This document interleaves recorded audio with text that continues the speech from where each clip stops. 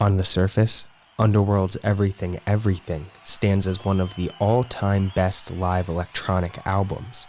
But looking deeper into its backstory, it's clear that this project was a true technological breakthrough and a swan song for one of the most influential trios in electronic music history. In 1998 and 1999, the Underworld trio of Karl Hyde, Rick Smith, and Darren Emerson embarked on a worldwide tour promoting their album Beaucop Fish.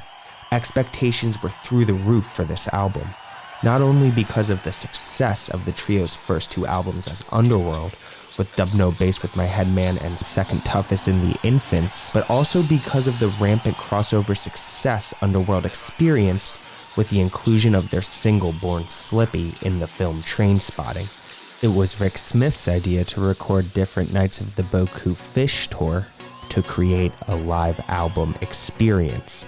Just before the tour, Rick had been offered the opportunity by Strong Room in London to mix in 5.1 surround sound for the first time, and that experience, along with the emergence of DVD as a video medium, gave Rick the idea that Underworld could translate the energy-packed roller coaster of one of their live shows into an immersive, one-of-a-kind, at-home experience. The DVD would include quality surround sound and hypnotic visuals, courtesy of the London-based art collective Tomato, which Karl Hyde and Rick Smith were members of. Karl Hyde expands on this in a 2000 interview. It was the DVD that came first. Yeah, the DVD came first, and then the live album was a byproduct of it, as we realised that not many people had DVD players at that time. The original idea was to record the audio from gigs at Forest National in Belgium and Pinkpop in the Netherlands, and then film the Belgium gig for the DVD video.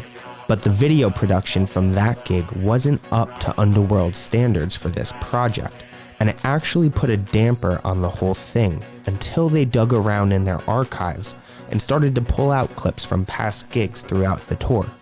And that's why in the DVD, you don't see the band at one gig, but rather at different gigs all around the world, from Glastonbury in the UK all the way to Japan, lined up with the audio taken from the Belgium gig. If there's one group that deserves a best of album, it's Underworld, but that's not what we find with Everything Everything. Legendary tracks like Dark and Long are left off, but the set that Underworld builds is a journey of its own. We begin with a supercharged version of Juanita and Kiteless.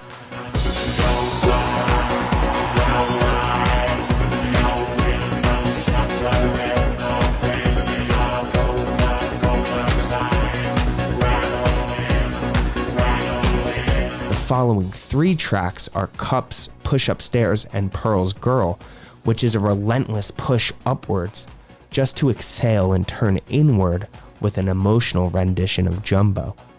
The final arc of the show is its hardest hitting, with the eruption of Shudder and King of Snake, and then the moment everyone was waiting for but not sure they'd get with Born Slippy.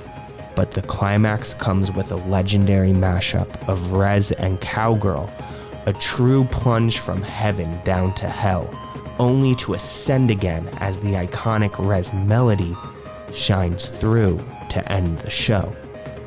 By the time the DVD was released in 2000, Darren Emerson had departed the band.